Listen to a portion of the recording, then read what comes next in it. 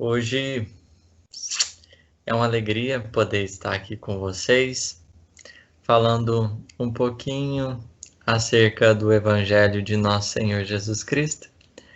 Eu peço aos bondosos espíritos, ao meu anjo da guarda, como de costume, que possam conduzir o meu coração e que a minha expressão verbal seja sempre o realce da verdade, da alegria e do amor de Deus.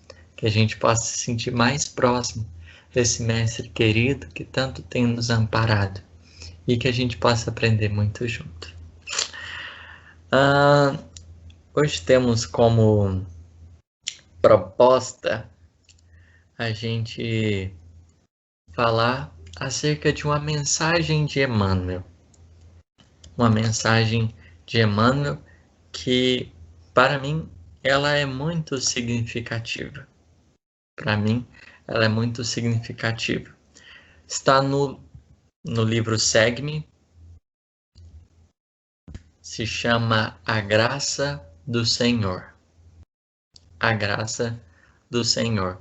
E ela vai comentar, Emmanuel ele tem uma maneira de conduzir muitos dos seus livros que tem uma estrutura parecida. Tanto a coleção Fonte Viva, Segue-me, Palavras de Vida Eterna, quanto tantos outros, ele traz uma referência evangélica. Ele traz um versículo do Novo Testamento para que a gente tenha condição, naquele mínimo versículo, extrair o máximo de lições possíveis acerca de uma mensagem das Escrituras antigas. E eu gosto de ressaltar, sempre quando eu vou falar de algum versículo, de lembrar Pedro, porque Pedro, na sua primeira carta, capítulo 20, ele diz assim: sabendo, primeiramente isto, que nenhuma escritura é de particular interpretação, ou seja, não existe só um caminho de entendimento, existem outras e tantas possibilidades de interpretar, de compreender determinado versículo. Então, Emmanuel ele escolhe um caminho e em cima dele ele vai investir o máximo de reflexão para que a gente possa aprender e extrair profundas lições. E aqui eu vou me aventurar dentro da mensagem de Emmanuel, mas podem existir outras pessoas que vão trazer outros aspectos. E não tem nenhum problema, o bom é que vai ficar cada vez mais rico e a gente vai poder aprender mais. A graça do Senhor é a mensagem que traz a segunda carta aos Coríntios, capítulo 12, versículo 9. A minha graça te basta. Esse é o versículo que Emmanuel, esse é o pedacinho que Emmanuel vai comentar. Onde que está situado essa passagem? O que ela faz referência? Porque Emmanuel vai comentar acerca disso, só que a gente só vai entender se a gente adentrar um pouquinho mais do contexto acerca dessa passagem. Ela está lá na carta aos Coríntios, e nesse exato momento, no capítulo 12, Paulo está falando sobre as revelações. Ele começou a ter contato mais profundo com o plano espiritual, em desdobramento ou em emancipação da alma. André Luiz utiliza o termo desdobramento, Allan Kardec utiliza o termo emancipação da alma. Ele começou a ter as visões, ele começou a contemplar mais profundamente o plano espiritual. E ali ele percebe muita coisa linda. Ele percebe muita coisa bonita ali. Só que chega um ponto, na carta, ele está compartilhando esses momentos, ele diz: desde tal me gloriarei, mas de mim em nada me gloriarei, senão em minhas fraquezas. E ele vai explicar o porquê. para que a grandeza das revelações não me ensoberbecesse, permitiu Deus que eu sentisse na minha carne um espinho, que é o anjo de Satanás. Por isso, 3 vezes roguei ao Senhor para que retirasse de mim. Então, apesar de tudo aquilo que ele estava percebendo no plano espiritual, Paulo reconhecia que ainda tinha um espinho na carne. Ainda tinha alguma coisa que lembrava que ele não era perfeito. E ele vai e roga ao Senhor que tirasse esse espinho dele. Roga 3 vezes que retirasse dele esse espinho. Só que o Senhor diz para ele: minha graça te basta, porque a virtude na fraqueza se aperfeiçoa. Essa é a frase da providência divina para Paulo, mas que serve igualmente para a coletividade como um todo. E é justamente sobre esse pedacinho, minha graça te basta, que Emmanuel vai comentar na mensagem do livro Segue-me, a graça do Senhor,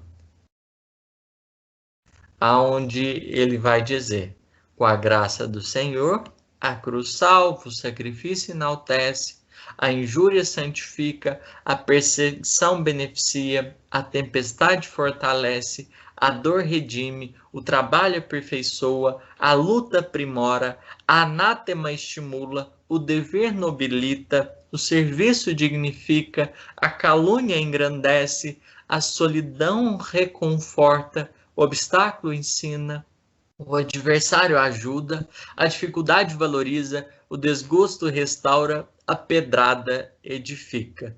O espinho corrige, a humilhação eleva, a ferida ilumina, a cicatriz colabora, a ironia constrói, a incompreensão instrui, o pranto limpa, o suor melhora, o desencanto esclarece, a pobreza entesoura, a enfermidade auxilia e a morte liberta. A gente poderia pensar, meu Deus, que é essa graça? Porque olha o quão o Emmanuel vai caracterizar com a graça do Senhor tudo aquilo que normalmente a gente tem uma visão ruim, com a graça do Senhor parece que dá para a gente perceber de outra forma a cruz, as dores, as dificuldades, as provações. Aqui Emmanuel coloca essa graça como um agente muito importante na estrada humana, porque a partir dele desdobrará à nossa volta novos horizontes. Não é que as coisas vão mudar. Os elementos das nossas batalhas permanecerão os mesmos, mas a forma com que a gente vai encarar os desafios é que vai mudar. Mas o que seria essa graça? O que caracterizaria essa graça? Porque em comunicando-se com Paulo, o plano espiritual fala para ele: a minha graça, o Senhor, né? Nosso Senhor Jesus Cristo diz: a minha graça te basta. Na virtude, na fraqueza a virtude se aperfeiçoa. Então vamos voltar um pouquinho em Paulo para que a gente possa pensar mais sobre essa graça. A preocupação de Paulo era qual? Ele queria que fosse tirado o espinho dele. Ele queria ser perfeito, ele queria presenciar tudo aquilo ali com muito mais integridade. Ele queria fazer parte de tudo aquilo que era bom e belo. Só que tinha um negocinho ainda que o incomodava. E ele queria que fosse retirado isso. Ao invés do Senhor, ali naquele momento, falar um pouco mais sobre o espinho, o Senhor desloca o ponto da conversa para outro lugar. Ele fala assim: olha, a minha graça te basta.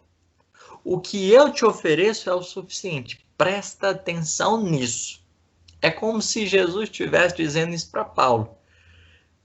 É assim, deixa de ser tapado, não olha a imperfeição. Presta atenção no quanto você recebe de mim. O quanto eu invisto em você. Porque, naturalmente, quando você perceber isso, a virtude em você, perante as suas fraquezas, vai se aperfeiçoar. Mas o que é essa graça? Que é tão importante, como Emmanuel diz, com ela os trem fica diferente. O que é essa graça? Nós iremos recorrer agora ao Antigo Testamento, Gênesis, mais precisamente. Porque ali há uma metáfora inicial, que é uma das possibilidades de interpretação. É uma metáfora inicial, uma das possibilidades de interpretação que pode nos ajudar a entender o que é a graça. O que é a graça? Vamos voltar lá no capítulo 1 de Gênesis. No livrozinho que vem lá de Moisés, faz parte do Pentateuco mosaico. Segundo as Escrituras, no início de tudo, no princípio estava Deus, e o Espírito de Deus pairava sobre as águas. Ele criou tudo depois. Mas antes de criar tudo depois, não temos uma procedência, mas ali já tinha sido criado as águas. E essas águas a gente vai perceber que posteriormente elas se dividem em dois. Aquelas mesmas águas que o Espírito de Deus pairava no início, como ali estava dizendo, elas vão se dividir em dois, as águas de cima e as águas de baixo. O que seria essa água que desde o princípio Deus já pairava sobre ela? E por que ela se divide? O que seria esse traçado? A gente precisa sempre do subsídio de alguma obra, de algum texto, para reforçar alguma interpretação. Eu vou trazer aqui Jesus conversando com João. Lá no livro Boa Nova, é um diálogo de Jesus com João, falando sobre comunhão com Deus, que é justamente o tema do diálogo entre Jesus e Paulo. A gente quer descobrir acerca da graça. Acerca da graça. E aí Jesus e João conversam um pouquinho e tal. Aí de repente eles começam a falar sobre água. Começam a falar sobre água. Aí eles encontram uma pessoa que estava ali e vão traçar um diálogo. Jesus vai dizer: sim, nas proximidades de Jericó, ultimamente, a chuva vem se tornando uma verdadeira graça de Deus. O homem do campo prosseguiu no seu trabalho exaustivo, mas apontando para ele, o Messias disse a João em tom amigo. Ali eles estavam falando acerca da água, porque apareceu uma pessoinha, Jesus conversou ali rapidamente com ela, e o tema água surgiu. E Jesus despediu-se daquele homem que apareceu e continuou conversando com João. Esse quadro da natureza de Jesus é bastante singelo, porém é na simplicidade que encontramos os símbolos mais puros. Observa, João, que esse homem compreende que sem a chuva não haveria mananciais na terra, mas não para em seu esforço, procurando o reservatório que a providência divina armazenou no subsolo. A imagem é pálida, todavia chega para compreenderes como Deus reside também em nós. Dentro do símbolo, temos de entender a chuva como o favor de sua misericórdia, sem o qual nada possuiríamos. Essa paisagem deserta de Jericó pode representar a alma humana, vazia de sentimentos santificadores. Esse trabalhador simboliza o cristão ativo, cavando junto dos áridos caminhos, muitas vezes com sacrifício, suor e lágrimas, para encontrar a luz divina em seu coração. A água é o símbolo mais perfeito da essência de Deus, que tanto estás nos céus, como estás na terra. Tá, essa é a fala de Jesus. Vamos tentar traduzir para o nosso tema, para a nossa situação. Ali Jesus coloca que há as águas de cima e as águas de baixo. As águas divinas, elas são uma graça que cai como a chuva, indiscriminadamente, cai sobre todos, abençoando. Mas apesar de existir a graça, que são as águas de cima, isso é muito significativo, temos também as águas de baixo. As águas de cima alimentam os reservatórios das águas de baixo,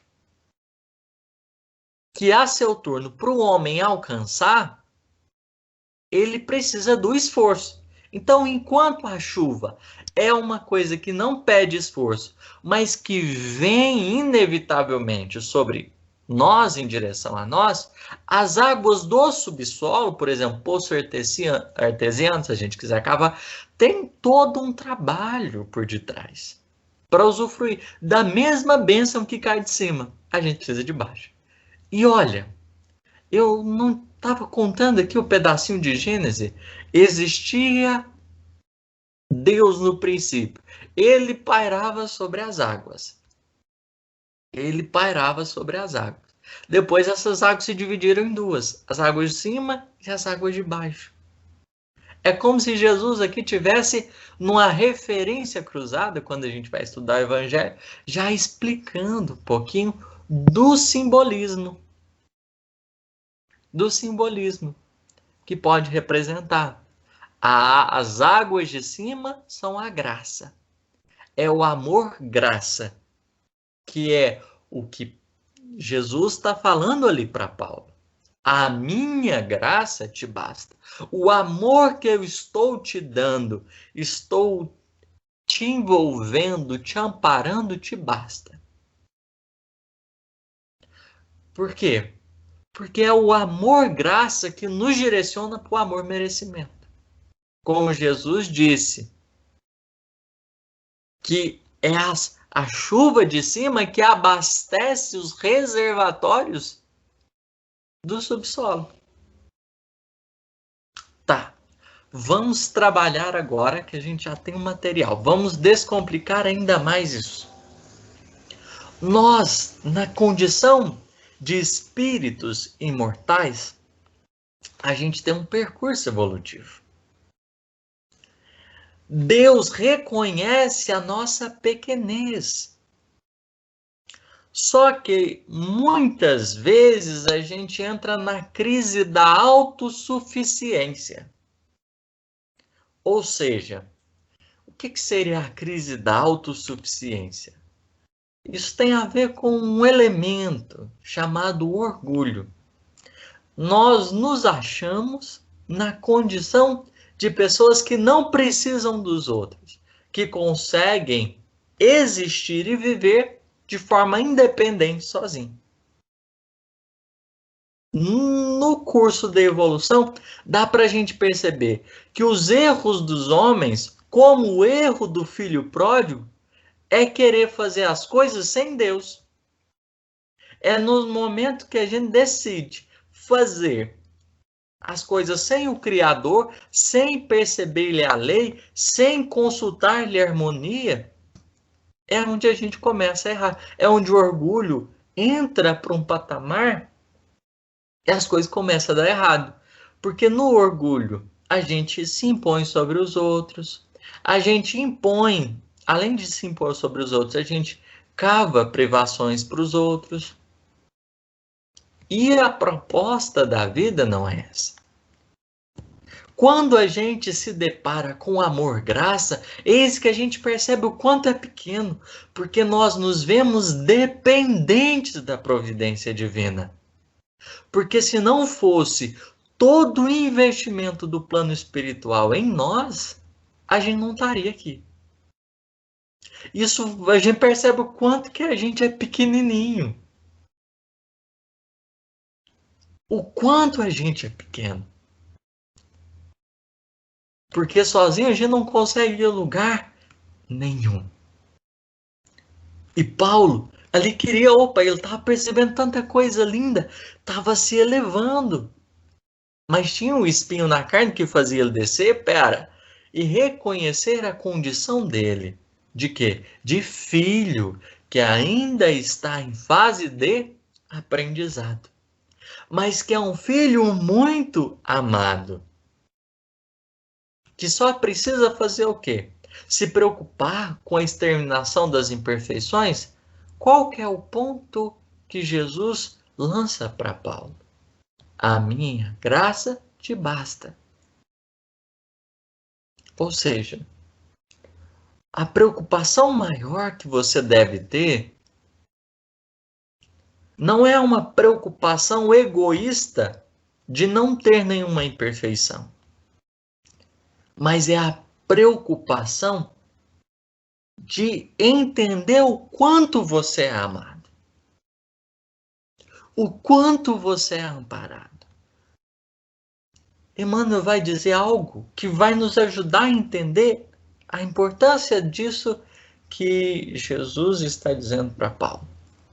Emmanuel vai dizer que é o coração que inspira o cérebro. E é a partir do cérebro é que a gente tem plasmado as nossas ações. Perante um ideal que a gente tem, às vezes a gente abraça ele mentalmente, mas falta coração. Aquele ideal não coparticipa do nosso mundo interior. E por isso parece que a gente fica muito frágil nele. Só que quando a gente começa a sentir mais a espiritualidade perto de nós, quando a gente começa a sentir mais a presença do Cristo nesses ideais, muda. E a gente começa a ter uma disposição diferente. A nossa capacidade de realizar é diferente. Porque o ponto do ideal, da evolução, não é a ideia. É o coração. E por isso, quando Jesus fala para Paulo, a minha graça te basta, ele está falando, olha, você está raciocinando muito, está esquecendo de sentir. Perceba um pouco mais a vida, adquira sensibilidade para com a vida. Porque isso vai te levar a novos entendimentos. Quando a gente começa a perceber o quanto a gente é amparado, o quanto a gente é amado, quando a gente começa a sentir isso, ergue-se em nós uma fortaleza, capaz de nos dar a segurança e nos dar a paz que a gente precisa para superar os desafios. Quando a gente sente esse amor de Deus, há como que em nós uma motivação para a gente buscar o merecimento justo. Então, aqui nós temos o deslocamento das preocupações que a gente deve ter em face da evolução. Emmanuel vai dizer que a graça, ele vai concluir essa mensagem dizendo assim, é razoável que muitos homens estejam à procura de dádivas transitórias do mundo, mas que o cristão não ouvide o sublime dom da vida, a graça do Senhor, base da felicidade real do discípulo fiel, onde quer que se encontre.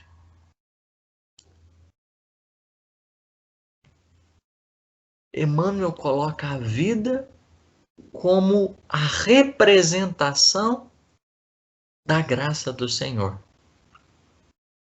Porque se a gente começar a observar a vida é um trabalho profundo de Deus, da sua lei, dos seus mensageiros, em nosso favor. É um trabalho profundo, porque Deus não dorme em serviço. E ele continua trabalhando ativamente, insistentemente, persistentemente, para que em nossas almas haja a claridade do amor e do bem. Há esse investimento profundo dele, como a chuva que cai sobre nós. Vem independente se a gente quiser ou não. É uma coisa que vem de graça, assim dizendo. A gente não precisa pagar por isso. Mas todo esse investimento, ele tem um motivo. É despertar em nós esse desejo profundo de cavar o subsolo da nossa alma em busca do amor-merecimento, em busca das águas das virtudes. Mas para que isso aconteça, primeiro a gente tem que estar abastecido por essa graça sublime. Só aí a gente vai conseguir perceber a virtude em nós. Só quando a gente estiver conectado com o amor de Deus, a gente vai conseguir perceber a luz em nós. Por isso se faz indispensável um trabalho de conexão mais profunda, de olhar, de profundidade. De profundidade. Esse é o tema, um dos temas da parábola do semeador. A profundidade. Primeiro cai a sementinha que o semeador deixa ali cair. Primeiro cai num solo que o passarinho vem e come.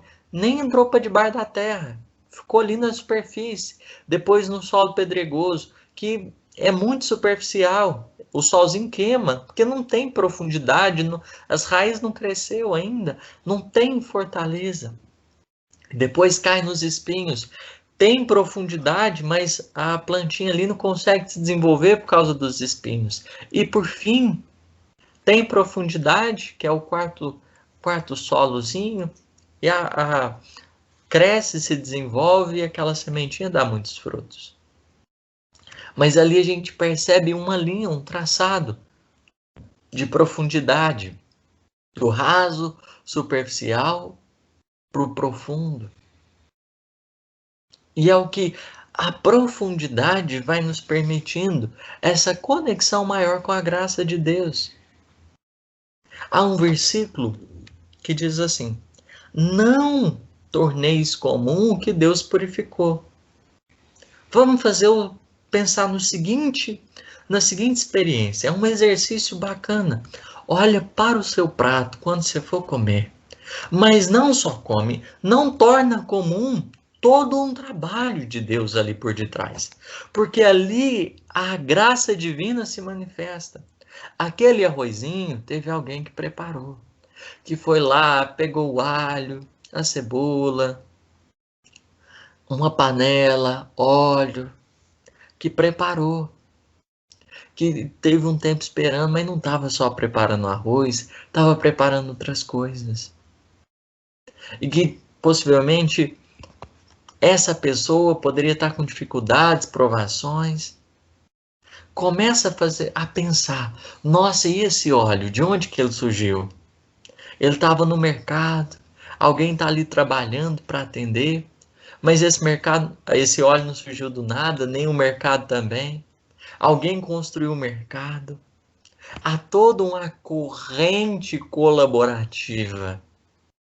E é isso que o versículo não torneis comum o que Deus purificou propõe para a gente. Um exercício de profundidade para apreciação mais profunda, conexão com aquilo que a gente recebe. com as coisas que chegam até nós, porque às vezes a gente torna a graça de Deus muito comum e começa um movimento egoísta de querer se melhorar. Como não nos abastecemos com a graça, a gente está buscando virtude que a gente não tem. E está fazendo movimentos egoístas para a gente não parecer feio. Mas não é porque a gente muda, porque de fato a gente está entendendo a necessidade da melhoria. Não, porque alguém disse que a gente precisa mudar, ou alguém disse que a gente precisa melhorar. Quando você começa a perceber o quão você é agraciado, isso te motiva naturalmente a se empenhar mais no bem. E Paulo já nos dizia: não deixeis vencer pelo mal, mas vence o mal com o bem. Ou seja, para que a gente supere a treva é necessário o quê? Acender luz. E como que a gente acende luz? É captando o recurso que a graça divina nos envolve e começar a sentir mais profundidade nisso.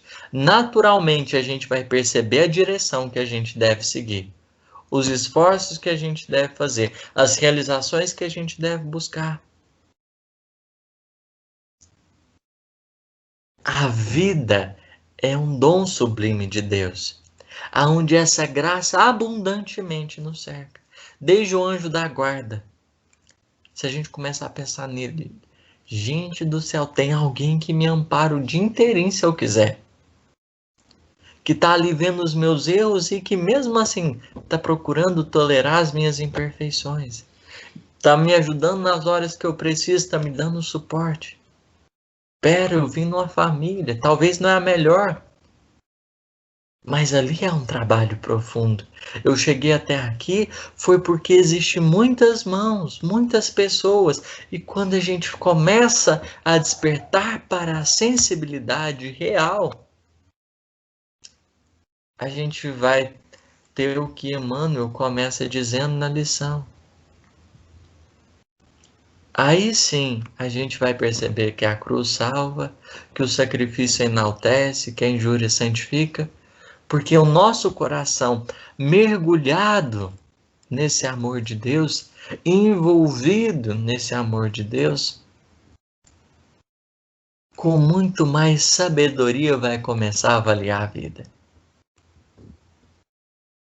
É essa a chave da evolução.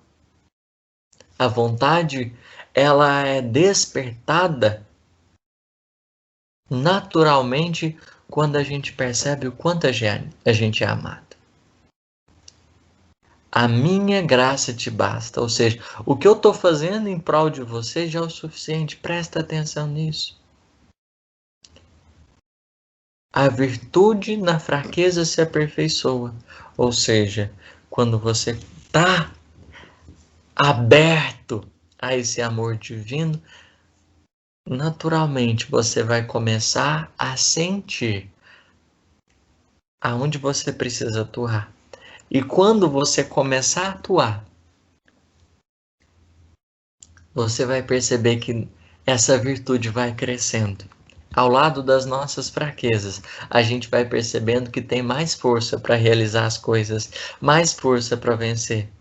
E por isso Paulo dizia que ele não se gloriaria na sua força.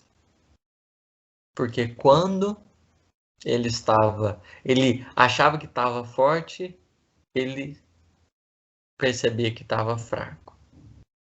Mas quando ele se reconhecia fraco, ele se sentia forte. Porque ele percebe o quê? Que ele é filho pequeno, limitado. Mas ele é, sobretudo, amado. E esse amor, como força do universo, esse amor que tudo crê, tudo suporta, tudo espera, tudo confia, é a chama, o combustível para a gente chegar às nossas realizações mais profundas. Lembremos, as águas de cima e as águas de baixo. Deus tem nos abastecido, mas a gente precisa perceber.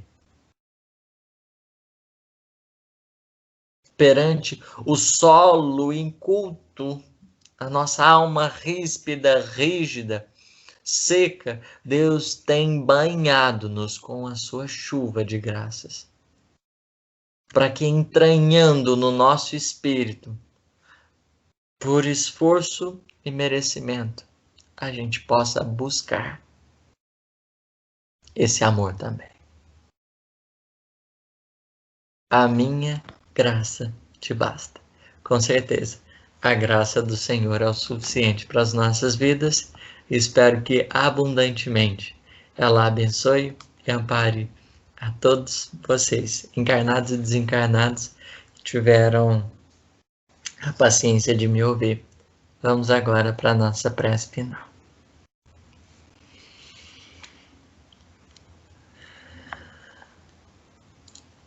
Senhor Jesus, eu quero orar, trabalhando as fibras do meu espírito para sentir o tanto de amor que o Senhor despende e investe em meu favor. Eu agradeço, porque eu ainda não sei a dimensão das bênçãos que recebo, das graças que me são enviadas. Mas eu desejo que no dias a minha sensibilidade seja cada vez mais trabalhada, para que eu sinta o quanto o Senhor me ama. Porque eu sei que somente quando eu sentir esse amor, somente aí eu estarei pronto para atender ao ministério e aos meus propósitos aqui na Terra. Porque a tua graça é o combustível para qualquer missão ou tarefa que qualquer um de nós queira realizar. Sei, Senhor, que às vezes a dor é o meio que Deus tem de abrir espaços no nosso espírito para que as águas da sua misericórdia cheguem até o subsolo da nossa alma, a fim de que ali elas fiquem e permaneçam como reservatório para abastecer-nos para todas as atividades que a gente vai ter, com o nosso esforço e a nossa vontade. Que as dificuldades e provações que às vezes são tão difíceis e complicadas, que nós temos condições de perceber nelas ações necessárias que a vida nos convoca a sermos mais sensíveis, a orientarmos melhor os nossos sentimentos, reconstruir de maneira mais digna e apropriada a nossa intimidade, reconfigurar de forma mais sublime o nosso espírito. Obrigado, Senhor, por não desistir de nós, por investir tanto em nossos corações, por amparar tanto as nossas almas. Antes da minha vontade tão pequena, seja feita a tua. Que assim seja, graças a Deus.